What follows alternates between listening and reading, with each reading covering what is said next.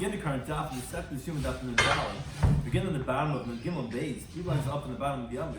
But the Gemara continues the discussion of the previous Daf. What exactly happened with the Aron after the first base of Mikdash? Shiz koos bazim Kazakh, the Kazakh, and the Cheskel, Trenton, Navachem, B'Shem, joining today's Daf, B'Yischis, for Tinnik Ben Yehudis. So, something that's discussed in today's Daf, as we mentioned, is the fate of the Aron after the Churban.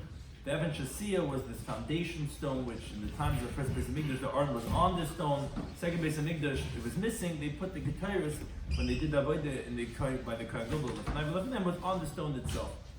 So we begin the current Daf in the Gimel base, 3 lines up in the bottom of the Yomid. We had mentioned in the previous Daf 2 different opinions regarding what happened with the Aron. Eliezer says the Aron was Gadol in the bubble, it was taken to exile into bubble. Rabbi Yehuda says Aron b'Koyim Nignaz, it was actually concealed in its place. So we continue. We had mentioned that Reb Shimon was quoted as saying, what happened to the Aron, that it was taken to the exile into Babel. So says the Gemara, Upliga de Ula, that this that we learned in the Brisa, Reb Shimon says that it was taken into Galus into Babel. That disagrees with Ula's version of what Reb Shimon says. But the Amar Ula said, Shal Reb Masei ben Charos Es Reb Shimon ben Yochai. The Stam Reb Shimon is Reb Shimon ben Yochai. He had asked Reb Shimon ben Yochai in Rome. Now, taught us once and twice, meaning we learned that from 2 different psukim.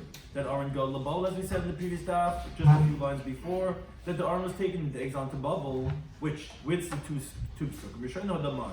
First one is the pasuk that says the Yevo Bavela was taken to Babel in Klei Chemdas Beis Hashem, with the desirable vessels of the house of Hashem. What's that? That's referring to the Aron. And Shniyah Mahi, what's the second pasuk that says, like it says the pasuk in Eicha? The Yetzim Ibas Tzion was taken out from Tzion. There's a content of Nadalim and Aleph, Kol Hadara, all its glory. Now, my Kol Hadara, you could read it with a Hey as a Ches, which are interchangeable, Chadara, meaning that which is hidden inside the innermost chambers, which is the Aron, which is the innermost of the Beis HaMikdash. So you see, Rabbi as a whole, that the Aron was taken into the Galus in the bubble. Ata, you, Reb Shimon Yochai, Ma'ata, what do you say happened to the Aron? Amalei said to him, I say, Aron b'Koyim Nignaz, that the ark was hidden in its place. Shneimik says in the pasuk in Malachim Aleph, pasuk says Vayerichu Habadim V'Goymer, that the sticks, the staves of the Aron were lengthened. Which the pasuk says they were seen these Rasha Habadim from the Kodesh al Panei HaDvir, etc. Which it says, as the Gemara asks, Amalei Rabbi Le'ula says, my mashma, what do you see from this pasuk that it was becoming Nignaz? Because the pasuk there ends V'Yusham Ad Hazeh, that it was there until this day. So what do you mean tell this day? It's still there. It's obviously just hidden. Which again, this version of Reb Shimon ben Yochai is saying that the Mekayim Nignaz is not like what the Gemara quoted him at the previous daf, at the end of the daf, that was quoting that he held that it was Gadol L'Bavel. Now the Gemara asks, is that really so? Wherever it says until today, it means that it was forever? But the Ksiv, there's a pasuk in Sefer Shoftim that says, Vesa Yevusi, one of the Shiva Ammin, Yeshiv Yerushalayim, the dwellers in Yerushalayim, the sons of Binyamin didn't chase them out. But Yeshiv HaYevusi has been Binyamin Yerushalayim, and the people from Yevusi dwelled with the people of Binyamin Yerushalayim up until today. Are you going to say that the Yevusi were never exiled from Eretz Yisrael? They're still there now from when the Jews came into Eretz Yisrael for the first time?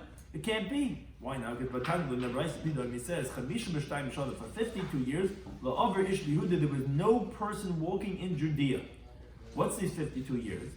So there was 52 years from when Yerushalayim was destroyed by Galus Tzidkiyahu until Kirish, the Persian king, recalled that the Jewish people should go back up to the second Beis HaMikdash and rebuild the Beis HaMikdash. Because that was at the end of 70 years. We know Galus Babel was 70 years, but the 70 years started when Yehoiakim was conquered by Nebuchadnezzar, as the Gemara teaches in Megillah Daf Yud Beis and Aleph. There was 18 years from when Yehoiakim was conquered until Yerushalayim was destroyed. Which the Gemara there says that they went into exile 7, and they went into exile 8, and they went into exile 18, and they went 19, which the Gemara there explains. What happens is that the Galus of Yechaniah was 7 years after Yehoiakim was conquered, which the Jewish king kept on changing because of Nebuchadnezzar, which was 8 years when Nebuchadnezzar became king. And Tzidkiyahu went into Galus, and Yerushalayim was destroyed 18 years after Yehoiakim was conquered, which is 19 years after Nebuchadnezzar became king, because as the Gemara tells us over there, the first year Nebuchadnezzar became king, he conquered Nineveh. The second year he became king, he conquered Yehoiakim. So this 52 years is a calculation of 18 years from when Yehoiakim was conquered until when actually the Churban Abayis was. So people were still there, obviously, 18 years after the 70 years started. The Jewish people were still there. But then the remaining 52 years, which is the sum total of the 70 years, no person was walking in Judea. Where do we know this? From Shlomo says the pasuk in Yomי. It says, Al Haharim Esa Bechi Benahi. On the mountains that will lift up crying and lamentations.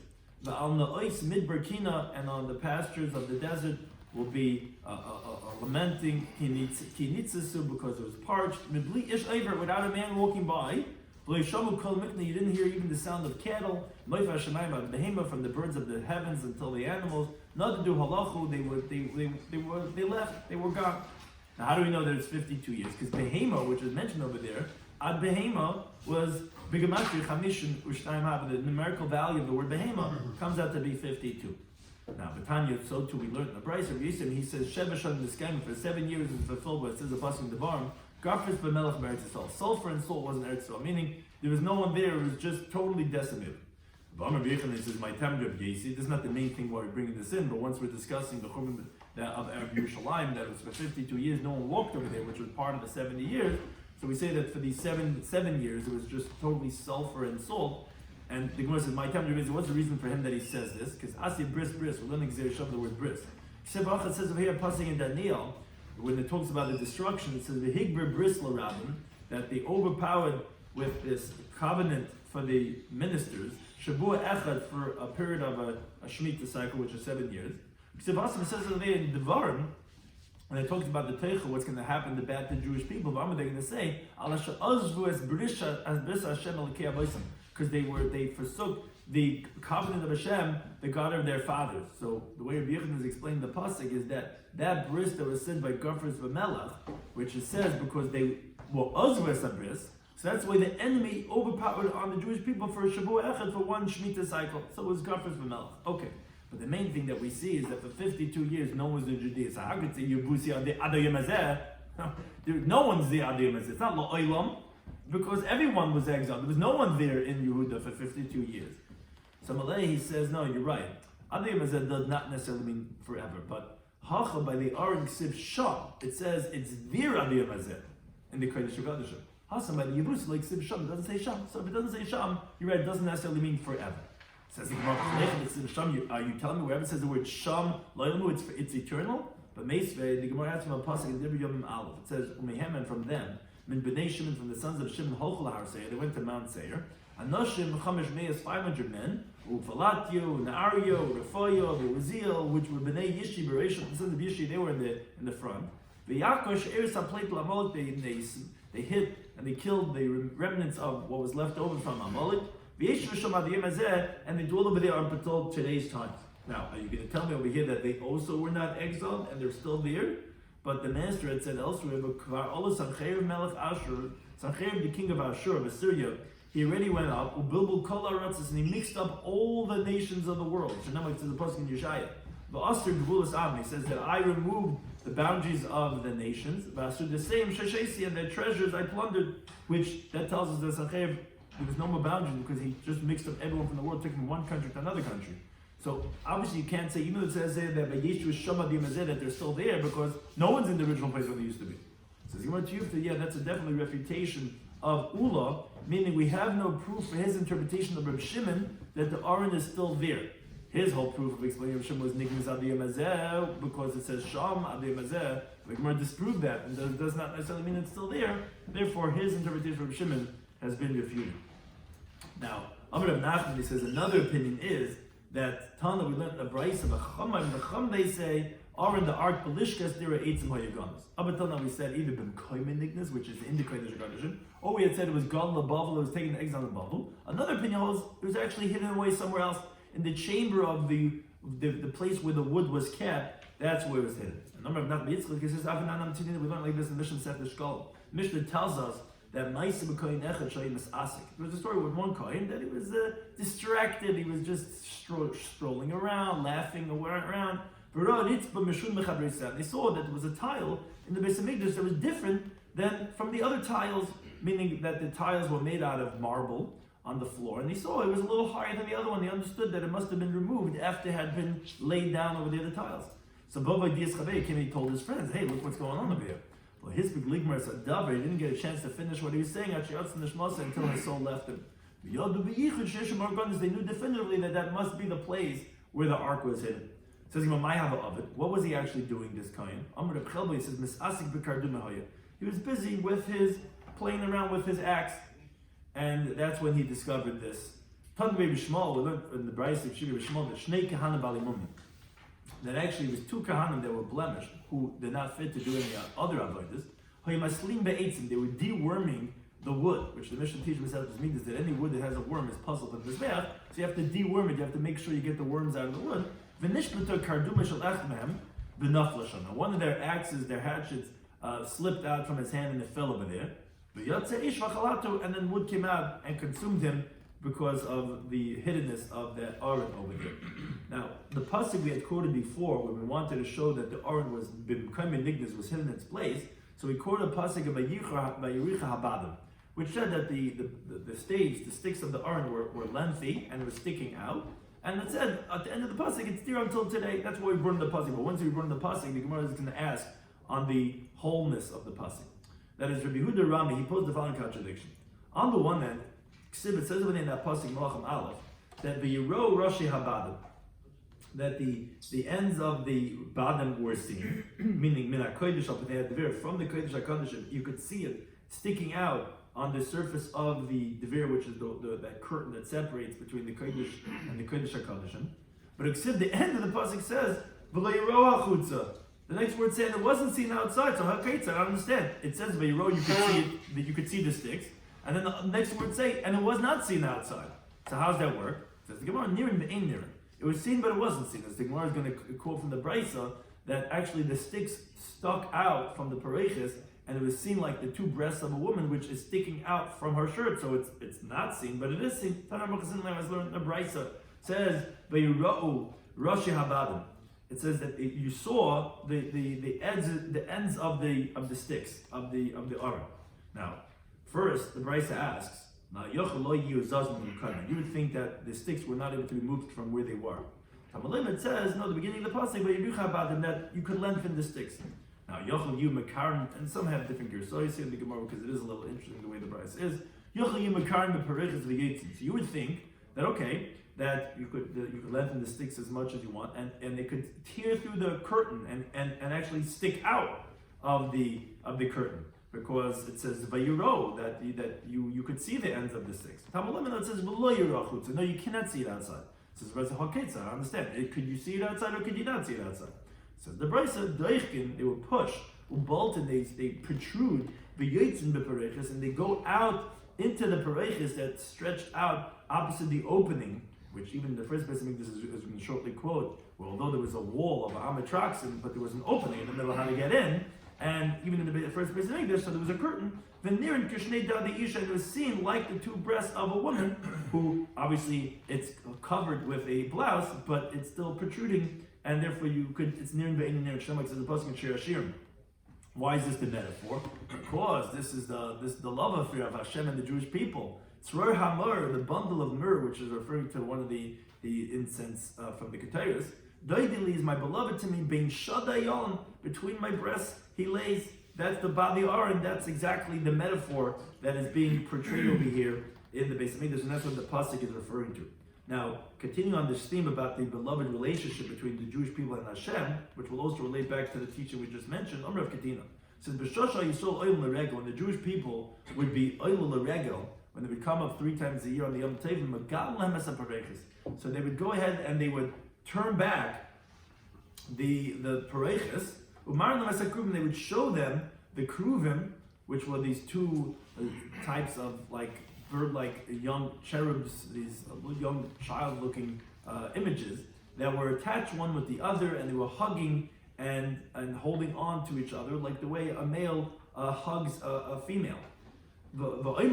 And they would tell them, which they were attached one with the other. Remember, they said to them, say, wow, look at how beloved you are in front of the Creator. The love affair, like a man and a woman. That's how the Jewish people are beloved by Hashem. Now, however, he asked on this from passing by Minbar. How could this be that they would pull back the curtain and the Jewish people would see the Keruvim hugging each other? But the pasuk says, "V'lo yuvayu," that the Levim in the Midbar should not come liris to see kavales arkodesh when they're covering the holy entities. Meaning, even though the Levim would carry the aron, the holy vessels on their shoulders, they were not permitted to go in when they were starting to dismantle the Mishkan to go on to the next place, which they would take apart the aron and the mizbeach to travel from another place to another place. Where Rabbi says that's b'shas achnasas came l'nirtek shalhem, when they were putting the vessels into their case. Until Aaron and his sons finished covering them, as it says in the parasha, that they would cover it with a covering of the Artachash, and they would take a beggar of Tchelis and cover it, which Kabbalah means like that of covering, that they weren't able to see. So if the Levim who would carry it were not able to see it, and they could only come in until it was all fully covered, how can you tell me the Jewish people, the lowest Jewish person, could watch and gaze at the Kruvim? So remember, Nachman says, I can tell you, it's a mashal kala. It could be compared to a kala, a bride. As long as she's still in her father's house, means she's just engaged. So she's very modest from her husband. So to the Jewish people in the desert, they weren't yet so friendly with the divine presence. It's not so bakant, it's still courting, it's just, everyone's very modest, everyone's so discreet. So therefore, the Levim were not able to see it. But once she comes to her father-in-law's house, when she comes to the Beis HaMikdash, in its numabala, then she's not so modest from her husband anymore, and they're very open and they're very non-discreet. So therefore, once we came to the Beis HaMikdash, so then we're able to see and gaze at the full glory of the divine presence by looking at the Kruvim. But the Gemara says, "But Masar Rav Chana bar Rav Kitin," he says, this is where it comes back to the previous Gemara. But didn't you tell me there was a story with one kohen who was busy and his hatchet fell and he was punished because you're not allowed to gaze at the aron? What do you mean? I thought we in the first place of Mikdash they were looking at the kruvim itself. Why was he so punished? Because the aron couldn't be looked at. So Malay says in the Skar Shekamet, you tell me about that when they got divorced? That story was in the second base of Mikdash, right? When the aron wasn't there anymore. And that they got divorced and they got back together again. On this Garsha, when you get divorced, they should go back to her original endearment, meaning they're not so friendly, but they're starting over again. It's friendly, you know what I'm saying? Like, start dating again, because it's been a while. And so that's really what the second base of English was. It's like how they were in the Midbar. So then you can't see anymore. The first base of English, we're married already 20 years, nothing we don't know about each other, I'm saying, like that type of thing. Is that's why it's different between the Midbar and the second base of English versus that of the first base of English. But the Gemara says, wait a second, I don't understand. The Ma'askina, what are we talking about? This whole story that they would pull back the curtain and they would show them the Kruvim. It doesn't make sense. Because Inim of the Mikdash Rishon, it was by the first base of English, Mihav a Perechus. Was there a Perechus? But there was Amatrax, there was a wall, there was no curtain to pull back. Ela b'mikdashim, what are you telling us by the second base of English? Mihav a Kruvim, what they Kruvim? Because the Gemara now assumes that we're talking about the Kruvim that Shlomo Melech made, which was near the Aron on either side, that you saw that they were hugging, but there were no Kruvim. There was only that much here, so the story just is contradicted from itself. So the Gemara says no. La'olam b'mikdash Rishon, truth, we're talking about by the first base of English. Well, my Perechus, there was a wall. What curtain are we talking about? We're talking about Perechus above it. We're talking about the curtain that was by the entryway. There was by the opening of the ulam and the heichel and the kachakach, and they would pull back all the curtains by the entryways that you could see directly in. Because the Amar Reb Zeir Amar Rav, he says, Shleish Asa Perechus Mikdash. There were 13 curtains in the base of Mikdash. Shiva Keneged Shiva Sharm. There was 7 correlating to the 7 gates of the Azara. The Azara had these gates, so that was 7. Then you had an additional 6. You had Shtayim, you had 2 Achas LaPischa Shalech, 1 for the opening of the heichel, Achas LaPischa Shalul, 1 for the opening of the antechamber. Then you had Shtayim B'Dvir, you had 2, meaning by the place of the Amatraxim, which we said that it took him an Amma, so you had 1 curtain, you had 2 curtains there. 1 for the opening and 1 for the next, like the Amma at the end of the Amma. Which, therefore, you see that there was curtains there, and they had to pull back the curtains because that was the entryway in the wall itself. Shtayim connected Mali, and then you had another 2 curtains on the upper part of the Kachakach. Means to separate between the upper story of the Heichel and the Kachakach. So just like by the second base of English, there were curtains by the Psachim, so too by the first base of English, and therefore it was talking about by the first base of English. There's a wall. What? There's a wall there. Where? The first base was a wall. A wall, right. How much was the opening? There was a doorway. You want to know That's where they looked. Right, that's how they walked in, and then they pulled back the curtains, and that's how they looked straight through the Ulam and the Heichel, straight into the country kitchen where the oven was right there by the opening, by the middle of, and that's how they were able to see it. Or another interpretation, he says, truthfully, we're talking about the second base of English. And as the Marsha explains, there's no problem about this Garsha, still were very friendly. But so what do you mean? I thought there's no Kruvim over there. No, Kruvim did Churasa Abakayim. There was actually engraved in the wall with different types of herbs, or was carved out in the walls of wood, which was within the walls of stone, which takes as a whole arichas regarding are you allowed to have great images, the color images of these types of images, which generally is forbidden to make an image of something fully. To explains arichas, but there were these images on the walls. There's something said the pasuk Malachim Aleph, Meis Kol Kiris Habayis, and all the walls of the Beis Hamikdash, Meisav Kolam, were surrounded with these types of woven images. Keruvim, one of them was Keruvim, which that's what we're talking about over here. And the Simrais, and there were these palm trees, there were Turi Tzitzim, and there was blossoming flowers. Also it says over there, the Psukim, the Tzipazav was plated with gold, Miyushal, and Mechukah. It was the flattened on the engraved. It says over there later on, it says Kamar Ish, like the joining of a man, Veloyes, and his accompaniment. So again, you have all these images over here, so it wasn't the actual Keruvim itself, it was the Keruvim that they saw on the walls. Now it says, Kamar Ish Veloyes. What does this pasuk mean when it says it was the joining of the man and his accompaniment? So Rabbi Shloimy, he says, Ki Ish HaMa'ura Balavai Yishalai. It was literally like a man who was hugging on the who accompanies him, meaning it was the attachment and the hugging of his wife between his arms. That was the image that you had over here by the Keruvim. Now, related to Amr Shlakish, it says B'shosha nichnasu nachrim lahechu, when the Gentiles came in and they destroyed the Beis Hamikdash and they came into the sanctuary, ro Keruvim ha'ma'urim zeh b'zeh. They saw the Keruvim, they were hugging each other. So they peeled it off the wall, this image of the Keruvim, haitzin l'shuk. They took it out to the streets. They said, Yisrael halal, these Jews, Shebachas Baracha, their blessing is a blessing, and their curse is a curse. Yaskim V'Malalu, this is what they have inside their holiest place. Have pictures of hugging. Miyad Zilim, right away they were disgraced. Shlomo says the pasuk in Eichel Kol Mechabdeha, all their honorable ones, they disgraced Kiro or Vasa because they saw her nakedness. They disgraced the Jewish people by things which are supposed to be the most intimate, which is really what the Kodesh HaKodashim was. It's called Beis Hamikdash. It's the most intimate place of the Jewish people in Hashem. That is the most beautiful thing, a relationship between a man and a woman. But the moment it's revealed, it's already Hizilua. It's already something that's profane. Therefore, that's why it automatically was Hizilua. By taking it out to the street, these stuff don't belong in the street. These stuff belong in the most intimate areas. Now, the Mishnah told us that that this stone that we put in the second Beis Hamikdash, the Keteras on, was called the Shasiyah. So why was it? So tell me in the Brisa, because from that stone, the whole world was founded.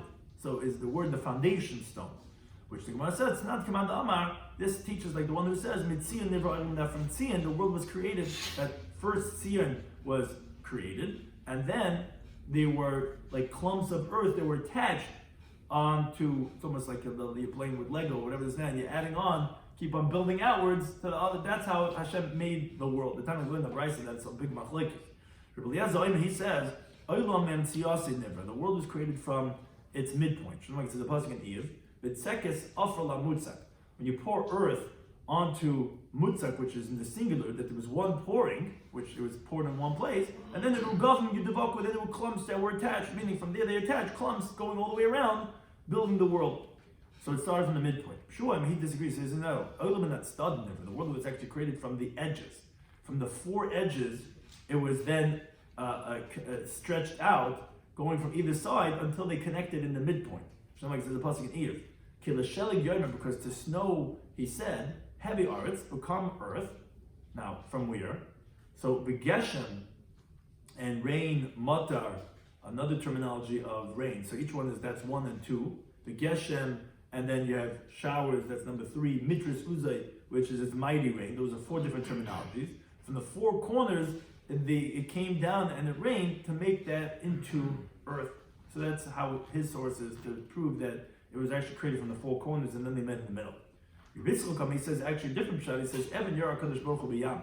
Hashem threw a stone into the sea, From that, the world was founded. He says, on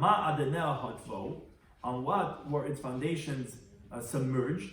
Or who threw in its cornerstone? You see that's why Hashem is telling Eve, can you do such a thing? I mean, that's how we formed the world, by throwing the stone into the sea. The sages, they say, it was created from Tzion. Nobody says the pasuk Kael Elikim Hashem.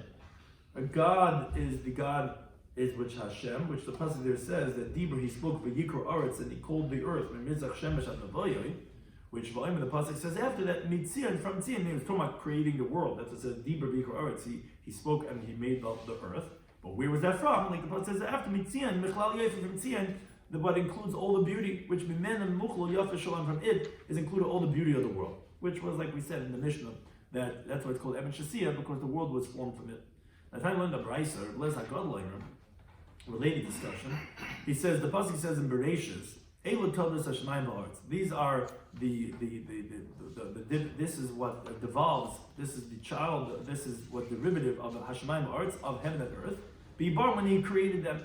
B'Yom says Hashem lekim eretz v'shamayim. On the day that Hashem, the God, made earth and heaven. So what does this mean? What's told the Shemayim? Meaning the luminaries and the stars. Mishamayim nivru. It told us Hashemayim, meaning it was formed from the heaven. And told us Aretz nivru, and what was derivatives of the earth were created from the earth. They disagree. They say no. Elim mitzin nivru. Both of them were made from tzion. Shemai says the pasuk Mizmar la'asaf. Kael Elikim Hashem, Dibur, Hashem spoke, V'yikra Aretz, and he made the earth. Mizach Shem Hashem Nevoy, from the sun rising in the east till it sets in the west. And it says, Mitzion, from Tzion, Mechlal Yefi, from the what includes all the beauty, Elikim Haifiyah, God has come forth, meaning, Mimen Muchlo Yefi Shal Olam. From it comes out all the beauty of the world, meaning even not only told this Haaretz, but even told this Hashemayim. Now we'll continue with the Halacha, the Mishnah. And not less Adam, so we're continuing over here the Avodah in the Beis Hamikdash, that on this Yoma that they did that day, that the Kohen Gadol is doing the Avodah after the Avodah of the Ketairis, which he finished, which we just previously discussed. So then the Kohen Gadol came out to the Azara. And the Mishnah tells us not to let Adam Mishim Amaras Be'Luchulus. So he took the blood from whoever it was that was mixing it, and we said that he was Zerik Kamatzlev. He went and he sprayed the blood. Even he went back in, like we said, wherever it was that he went. He Nichnas L'Makom Shenichnas L'Makom Shemakom She'amad. He went back into the place where he had put the Ketairis, and he went and he sprayed the dam. So Gemara says, "My Kamatzlev." What does it mean that he sprayed the blood as Kamatzlev? So Machar Rabbi Yehuda showed that.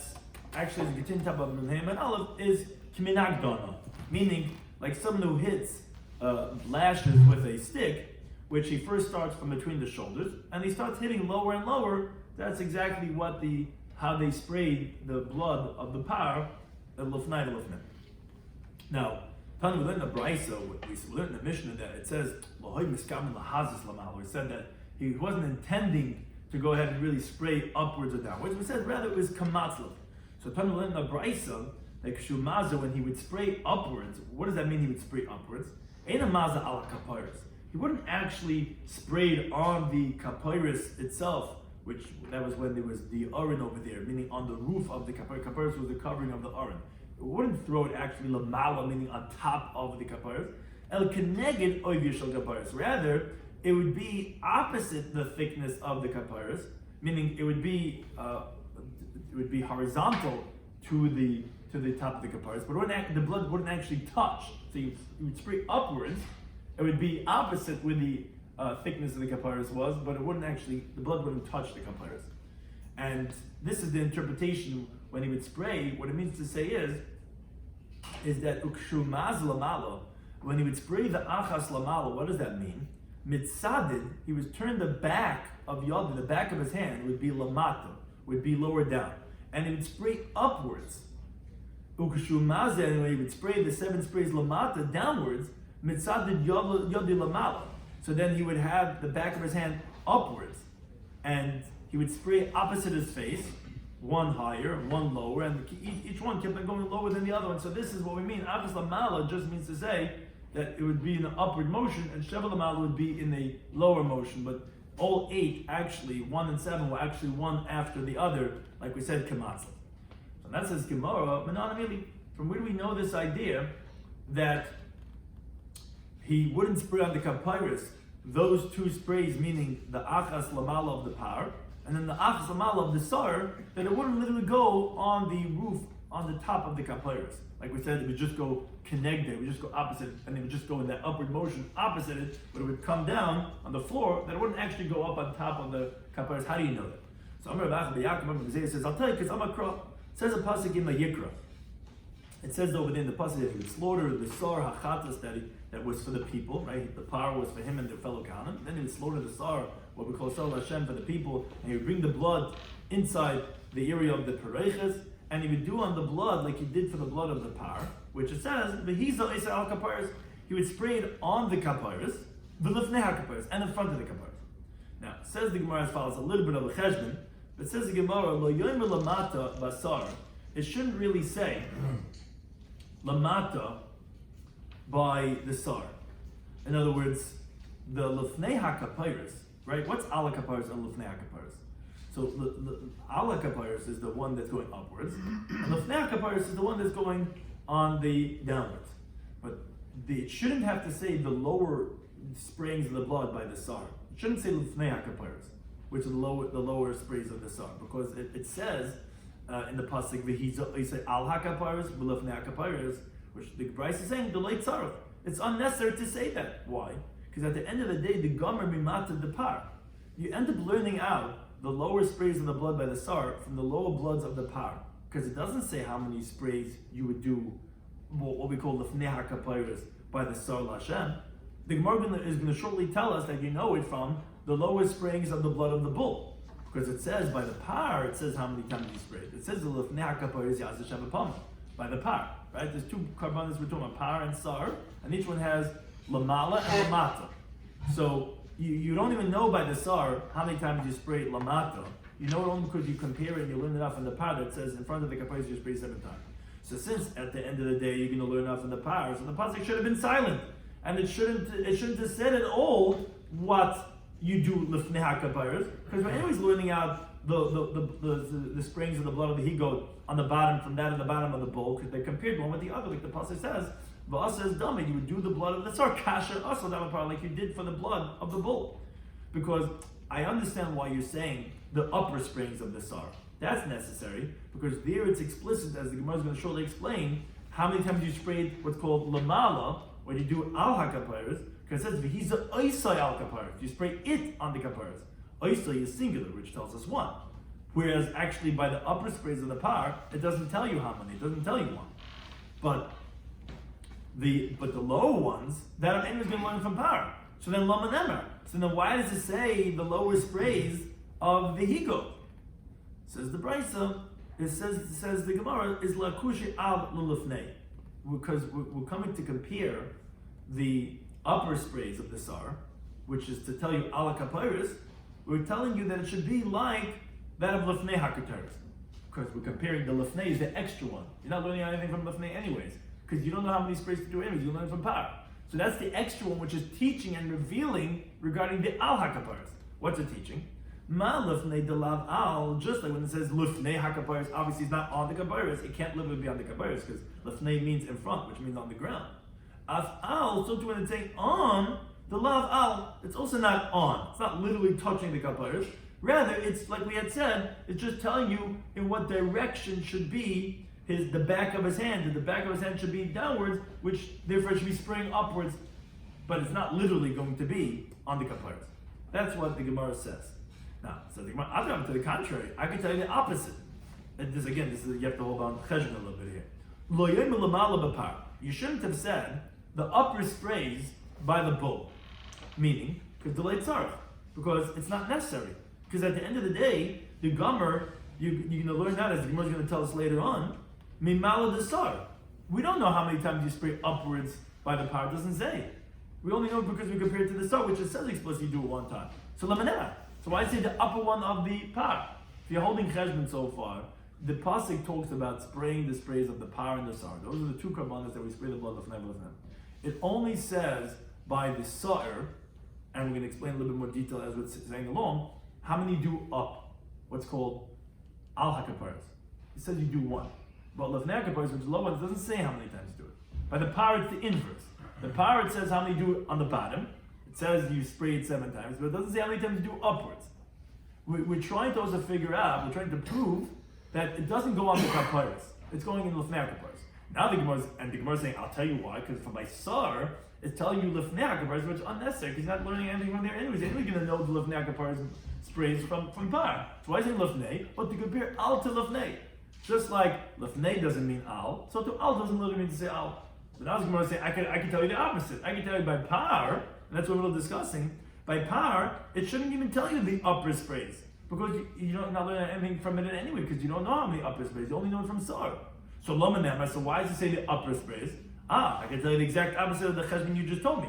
It's like kushay lefnei. It's coming to compare the sprays of the bull that's lefnei hakaparas la'al to the sprays of the bull that's on the kaparas. Because like Rashi points out, as we're explaining, the mufne is the one that's teaching. The extra one, which unnecessary, is the teaching. In this pasuk, what's the extra one? The extra one is the al, because you're not learning from al anyway. So I can tell you, ma'al, just like on means al mamish, that's what it means literally on the surface of the kaparas. So af lefnei, I can tell you the exact opposite. That when it says lefnei kaparas, it actually means al mamish. It means literally on the kaparas, meaning that the blood should touch the thickness of the kaparas, not on top. But lefnei, meaning it should hit the width of it. I can tell you the exact opposite, Joshua. How do you know it never touched? Maybe it's punkt fakir, maybe all of them touch, because you can say the exact opposite. The Gemara says, no, hi mai, what do you say? Is he going to say the way we had said originally, the lamata this sar la kushe, that the bottom ones of the sar, which we said is not really teaching us anything because you really know it from par. So he said, it's coming to compare it to the ones of lamala of the sar, to tell you just like lefnei does not mean on, so to al does not mean on. So that would make sense, because then lamal of the par, which you're asking, saying, that's also unnecessary. What are you saying, the upper sprays in the par? That also we don't know, we have to learn from sar. I can tell you, no, it's necessary. Like in the Tana, the Elazar ben Yaakov. The Tana of Elazar ben Yaakov, it says in the pasuk in Vayikra that you should take from the blood of the bull, you should spray it with your finger al panei kaparas, on the surface of the kaparas, kedma, which is on the east. That's the pasuk of al panei. Which you're right, al panei itself is not really teaching anything, but you needed to tell you something else. This is a building block, which is one of the Yigdal Mirshat and Rashi, and they call Magam Shem Panei. Whenever it says the surface, meaning the face, in El Kodim, it means the east. So the pasuk has utility. There is a necessity of saying it, not for itself, but to be a Banav, to tell you that Panei means the east in front. But if you say the way you want to say the exact opposite of what we're saying up until now, that actually you need al to compare it to lefnei, to tell you that just like al is on, so too lefnei is on, then lemu'ut lamata de sar lamayasa. Then what would the bottom sprays of sar come to teach? That's not necessary. So obviously we would be stuck. So you have to say that no, that the lefnei of the sar is extra to compare to the al of the sar, to say just like lefnai is not on it, so to al is not on it. And by par, again, that's lav daf, because that's teaching something else. That's teaching you a bana av. And whenever it says pnei, it's going to be kadam. Now, talking about within the brisa that rounds this discussion off, it says v'hiza oisei ala kaparas, that you can spray it on the kaparas, but lefnei kaparas, and in front of the kaparas. So the brisa explains lamanu we learn kama lamala basar. So how many sprays are done by the sar on the top? That's going to be achas. How do we know that? And that's what we said all along. We said the lamala basar, we know how many. Because it says oisai. Oisai is the singular, which means one. But lamata basar in the kama. But I don't know how many sprays. Again, the whole Gemara, which said up until now, was really predicated on this brisa that tells us that we know how many is lamala basar, but not lamata. By par is the opposite. We know how many lamata by par, but we don't know how many lamala. But how do you know the ones that are not specified? So lamata basar in the kama, I wouldn't know how many sprays are by the sar on lamata. So it says the brisa already done. I'll learn like as follows. Nemer dam lamata b'par says that there should be blood sprayed lower down, what we call the fnei kaparas by the par. But nemer dam lamata b'sar says that blood should be sprayed lower down by the sar. So I'll tell you, ma lamata b'par sheva, just like lower down by the bull is going to be 7 sprays. Lamata b'sar sheva, so too, though lower down by the sar should be 7 sprays. He says I can tell you another way to take. Remember, we know how many blood should be sprayed when it's al hakapar. We're talking about the upward way of by the sar, because it says one time.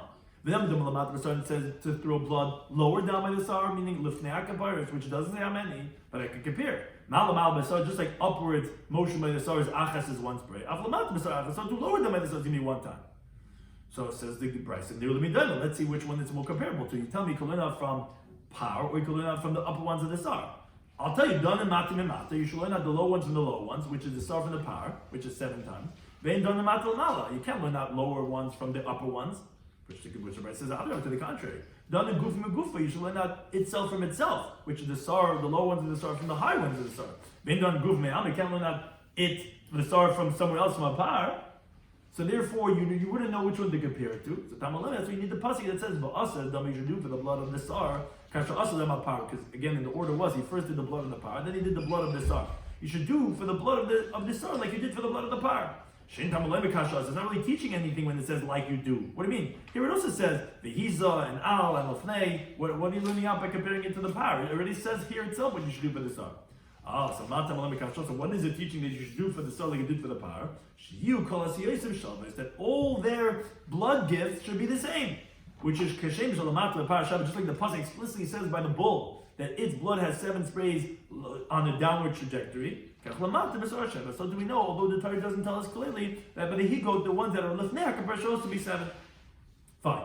Says the Bryce Lamanu kam lamata b'par b'sob. So now we know how many are the bloods that are sprayed, like we said, lamata, which is downward action by the bull and the he-goat, which is going to be sheva, going to be 7 sprays.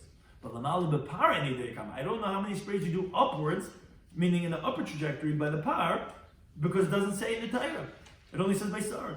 Now it says the Bryce of already done. So I'll learn as follows. Nemedam lamala b'sar says how many blood should be sprayed upwards by the sar. But nemedam lamala b'par says that blood should be sprayed upwards by the par. So malamala b'sar just like by the sar it should be 1. Avlamala b'par so by the par should also be 1.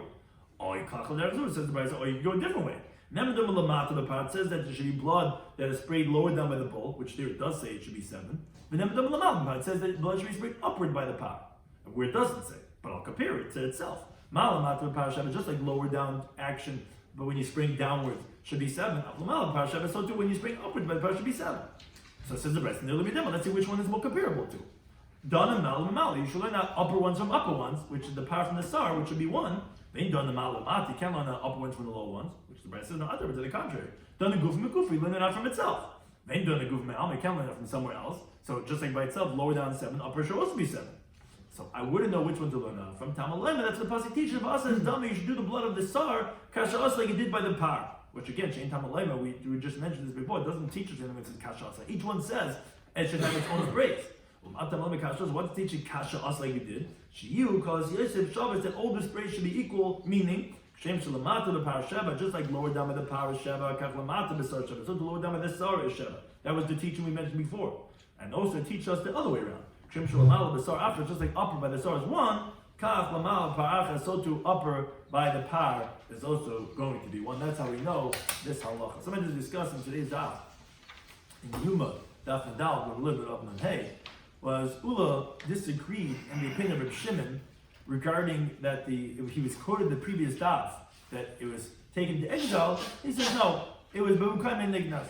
And now his whole proof was considered the pasuk "B'yu Sham Adi Mazeh," which Yoma rejected from another pasuk. You see, it doesn't necessarily mean Sham Adi Mazeh that it means it was eternal, and therefore his interpretation of Rabbi Shimon was rejected. Then we said that another opinion that the Aron was actually Nignas somewhere else. Actually, in the Lishkas there ate some. So they wrote a story that someone was busy with his hatchet and it fell and it was burnt up. Now we also, once we brought in that pasuk, it says that the Badi Aron were Nirin because it was a contradiction of the pasuk. It was seen, it wasn't seen, which was Kishnei Dadi Isha. And then we got into discussion that it's like a woman and that their love of the woman, and therefore if it was seen or it wasn't seen, he said when the Jewish people come out Lila Regel, they would show them the Kruvim. Because although in the midbar the Levim weren't able to look at the Aron, they had to be covered first, and the second base of Mikdash they couldn't look at either. That's why the guy got burnt up when they were coming to look at the Aron, is because by the first base of Mikdash, when she came to her father-in-law's house, so she's not anymore modest from her husband. So then they were out in the open. But in the midbar when they were just getting to know each other, and by the Mikdash when they got divorced, it's also getting back friendly again. Now the question is, when did the story happen that they pulled back a curtain and showed the kruvim to the Jewish people? It's impossible.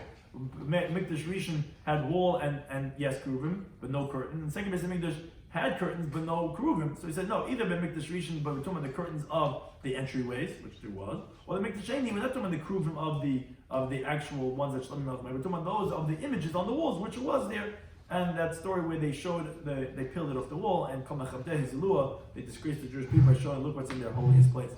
We had machlekes regarding the world, where the world was created from, either from the midpoint, from the sides, or Hashem threw a stone into the sea, from Tzion, and some say that even Tol Shemayim Va'aretz were all created from Tzion, any time for those things.